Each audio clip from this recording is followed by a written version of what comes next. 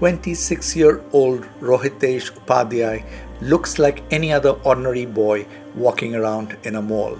He hails from the beautiful city of Udaipur in Rajasthan in North India. But he has accomplished something remarkable that no other person in India has ever achieved in motorsport. He holds a Guinness World Record in the discipline of sport bike freestyle riding, often referred to as stunt biking in India.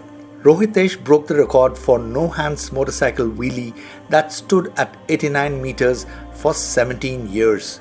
It was held by AC Farias and it was set on October 22, 2004 in Amsterdam, Netherlands. The record was broken on October 28, 2019 in Mehsana, Gujarat. He managed to do a hands-free wheelie for 567 meters to set a Guinness World Record. The amazing feat was attempted in 2019, but the recognition came in the summer of 2021.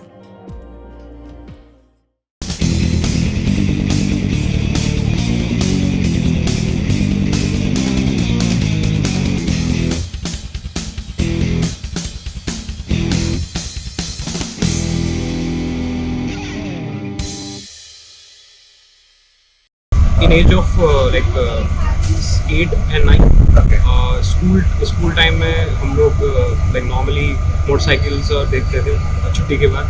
And जब school time में magazines हुआ करती थी, formula 1 old school magazines 90s, तो उस magazines को देख के एक क्रेविंग सी होती थी कि यार ये बहुत डिफरेंट चीज़ लग रही है, ये एक बहुत डिफरेंट वर्ल्ड है. 2000 में आ गए हम लोग, यूट्यूब आया एंड यूट्यूब पे वीडियोस देखे.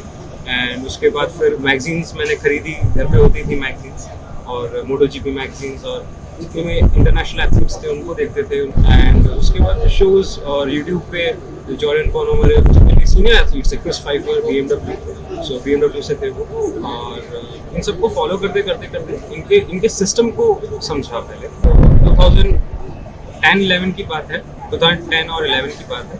सो उस टाइम हम लोग नॉर्मली क्या करते थे, नॉर्मल मोटरसाइकिल्स होती थी, मोटरसाइकिल्स के अंदर हम लोग मॉडिफिकेशंस करते थे. हमारे पास हेलमेट्स होते थे, हेलमेट्स पहनते थे. उस टाइम इतना फाइनेंस नहीं होता था कि आप एक जैकेट पहन के खरीद के आप उस पे जाएं, आपके पास हेलमेट होता था एटलीस्ट. तो जब प्रैक्टिस स्किल्स रेडी करी, उसके बाद फिर शोज़ किए, जैकेट लिया, वो सब प्रोसेस चला. तो सबसे पहले तो स्किल्स बनानी जरूरी थी, बिकॉज स्किल्स मैटर करती है इस पूरे स्पोर्ट के अंदर. अगर आपके पास स्किल्स नहीं है देन आप एक कंट्रोल एनवायरनमेंट में आप राइडिंग नहीं कर सकते, आप शोज नहीं कर सकते. तो एक कंट्रोल एनवायरनमेंट भी फाइंड आउट किया, और फाइंड आउट मतलब ऐसा कि आप डेली आप कहीं भी जा रहे हो, आप ये देख रहे हो कि यहाँ स्पेस खाली है नहीं है, यहाँ मैं किसी से परमिशन ले सकता हूँ नहीं ले सकता हूँ, किसी की प्राइवेट प्रॉपर्टी है या नहीं है, यहाँ पे मैं परमिशन ले लूँ. तो हर दिन माइंड में ये चलता था कि आज मैं अपनी साइकिल से जाऊँगा प्रॉपर्टी फाइंड आउट करने, और प्रॉपर्टी फाइंड आउट करके वापस आऊँगा, फिर शाम को उस प्रॉपर्टी के ऑनर से मिलूंगा, वापस साइकिल से जाके बातचीत करूंगा. सो साइकिल से गया तो बातचीत करी उनसे, जो एकदम नाइस पर्सन होते हैं, डाउन टू अर्थ होते हैं. तो वो सुनते भी हैं बैठ के और समझते भी हैं यार ये एक्चुअली ही इज जेन्युइन गाय और नीडी पर्सन है, इसकी हेल्प करनी चाहिए. देन आफ्टर दैट उसके बाद आगे प्रोसेस चला, परमिशन मिली, मैंने ट्रैक पे प्रैक्टिस करता था. रूटीन्स वो देखते थे, मेरा जो ऑनर थे, जो प्राइवेट प्रॉपर्टी के, रूटीन्स देखते थे. यार ही इज मतलब लगा हुआ है, 8 आवर्स लगा हुआ है, 6 आवर्स लगा हुआ है, कंटिन्यूस लगा हुआ है, भूखा कर रहा है, बस पानी पी रहा है, लगा हुआ है. तो स्किल्स तब वहाँ से डेवलप हुई. आफ्टर दैट मैं जो सीनियर एथलीट्स हैं उनसे मिला, एंड उसके बाद हम लोगों ने टीम क्रिएट हुई थी मेरी उस टाइम. और उसके बाद फिर मैं एज अ कोऑर्डिनेटर वर्क किया. उसके बाद फिर मैं टीम के साथ एज अ राइडर था. मैं क्रू का भी काम कर चुका हूँ टीम में. मैं हेलमेट और बैग उठाता था. पहले मैंने स्टार्ट क्रू से किया, फिर मैं कोऑर्डिनेटर बना, कोऑर्डिनेटर के बाद फिर मैं राइडर बना एज अ प्रो राइडर. एक वो सिस्टम मैंने समझा, और सिस्टम के बाद फिर मैं जब मैं राइडर बना तब मैं वो सिस्टम से भी और ज़्यादा, क्योंकि मैंने उस टाइम सारी खामियां नोट कर ली थी कि जो मुझे ये चीज़ मुझे नहीं करनी, ये चीज़ मुझे नहीं करनी, ये मुझे करना है. वो सारा नोट करके और फिर मैंने अपने ऊपर डाल, मैं फोर फ्रंट पे आया कि यस अब मैं रेडी हूँ, अब मैं कर सकता हूँ. उसके बाद शोज़ किए, फिर वो शोज़ का सारा जो मेरे पास मेरा जो फी था उसको मैंने अपने राइडिंग में लगाया, स्किल्स डेवलप करी, फिर शोज़ किए, फिर थोड़ा और स्किल डेवलप करी. इस तरीके से मैंने अपना स्किल डेवलप किया. बट जो सीनियर एथलीट्स का जो स्किल था वो यहाँ था, बहुत टॉप नॉच था, और मेरा स्किल लेवल बहुत डाउन था, बिकॉज फाइनेंस मैटर करता है. मोटर स्पोर्ट्स में। मैं बोलता था कि मेरे को फाइनेंस होगा डेफिनेटली आई कैन डू, मुझे क्या प्रॉब्लम, मैं तो लगा हुआ हूँ मेरे चीज़ को करने के लिए और मैं बना हूँ इस चीज़ के लिए। एंड उसके बाद जब जैसे शोज हुए मेरे पास फाइनेंस आया, मैंने स्किल्स लेवल डेवलप किया, देन उसके बाद फिर आगे बढ़ा, फिर और बेहतर होता गया। ऐसा स्पोर्ट है जो कि वर्ल्ड वाइड लोगों को कैच कर लेता है इमीडिएटली, और जो एथलीट्स हैं वो भी इतना लाइक डेडिकेटेड होके इस स्पोर्ट में लगे हुए हैं। फॉर एग्जांपल अगर आप रूटीन देखें तो उनका फिजिकल और उनकी मसल मेमोरी कितनी स्ट्रांग होगी है, देखिए फास्टर देन, आप बोल सकते हैं फास्टर देन एक, तो मतलब आप कंपेयर कर सकते हैं मेरे हिसाब से, मेरा ये पर्सनल थॉट है कि आप एक सोल्जर को जब आप कंपेयर कर सकते हैं एक एथलीट से, बिकॉज सोल्जर भी एक टास्क करने जाता है, एक एथलीट भी एक टास्क करता है, वो भी प्रिपेयर कर रहा है, सोल्जर भी प्रिपेयर करता है। तो फ्रैक्चर्स के साथ मेरा जर्नी 2013 से स्टार्ट हो गया था, बिकॉज जैसा कि मैंने बताया था आपको कि मैं एज ए क्रू था, मैं कोऑर्डिनेटर था, तो जर्नी तो वहीं से स्टार्ट हो गई मेरी। तो मैंने काम किया एज ए कोऑर्डिनेटर टीम के साथ, डिफरेंट गाइज के साथ, एंड उसके बाद 2014 ऑनवर्ड्स में TVS में जुड़ गया था, एंड 2018 में 2017 एंड में मैंने TVS छोड़ दिया था। उसके बाद मैं दूसरे ब्रांड्स टू व्हीलर मैन्युफैक्चरिंग के साथ काम करने लग गया था as a test writer, as a test pilot. 2017 में मैंने नेशनल रिकॉर्ड क्रिएट किया था 5 आवर्स नॉन स्टॉप शो का TVS के साथ। तो मैं अपनी परफॉर्मेंस से बिल्कुल खुश नहीं था। मुझे मेरा पर्सनल होता है कि मैं बेहतर करके दूँ हर चीज़, बिकॉज आप इतना सारा काम कर रहे हो, आपने रेडी कर दिया, तो मैं अपने पर्सनल लेवल पे इतना खुश नहीं था। एंड मैं साइड में जाके आई वॉज लिटरली क्राइंग। जैसे ही फ्लाइट से चेन्नई से हम लोग नेशनल ज्योग्राफी का शूट करने गए थे तनिजा एयर स्ट्रिप पे, मैं जैसे ही चेन्नई से दिल्ली आया तो मैं पूरा मुकाम बना चुका था कि नहीं, मैं थोड़ा और अपने आप को स्टेप आगे बढ़ाऊंगा और डेवलप करूंगा। और पहली चीज़, दूसरी चीज़ स्पोर्ट को भी डेवलप करना था मुझे। तो एक सबसे बड़ा मेजर कारण ये भी था कि मैं स्पोर्ट को डेवलप करने के लिए और बेहतर क्या कर सकता हूँ। तो उसका पार्ट था कि ये मैंने गिनीज अटेम्प्ट किया। फिर मेरे माइंड में आया कि मैंने 2007 में ये भी सोचा था, तो वो सब एक साथ जुड़ गया।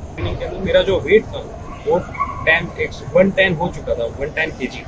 तो मैंने करीब 5 मंथ्स के अंदर उसको घटा के कुछ 68 kg पे मैं लेके आया, और देन मैंने उस रिकॉर्ड का अटेम्प्ट किया। तो मेरा माइंड जो था उस ड्यूरेशन में मैंने अपने ऊपर बहुत काम किया। मैं जंगल जाता था, मैं फॉरेस्ट जाके ट्रेनिंग करता था, मैं हिल क्लाइंब कर रहा हूँ, मैं अरावली माउंटेन्स में लाइक साइकिलिंग कर रहा हूँ, मैं पूरा लगा हुआ हूँ। और एज एन एथलीट आप जब तक आप पॉजिटिव नहीं हो तब तक आप कोई भी चीज़ नहीं कर सकते। आपका एनवायरनमेंट पॉजिटिव होना चाहिए।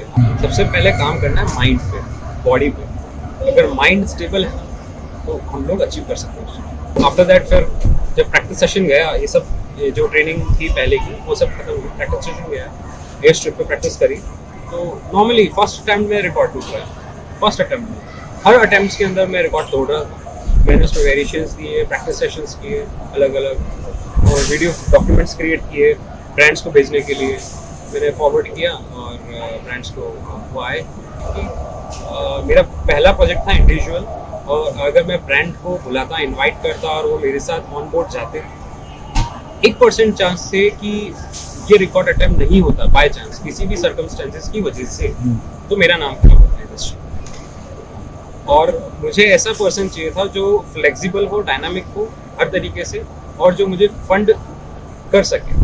तो उस टाइम मुझे सपोर्ट किया था US में एक NRI है, उनकी कंपनी है बिटकॉइंस की, उन्होंने मुझे सपोर्ट किया था। महसाना गुजरात में अटेम्प्ट किया था। लोकेशन जो थी वो एक टाउनशिप था, टाउनशिप में हमने अटेम्प्ट किया था रिकॉर्ड।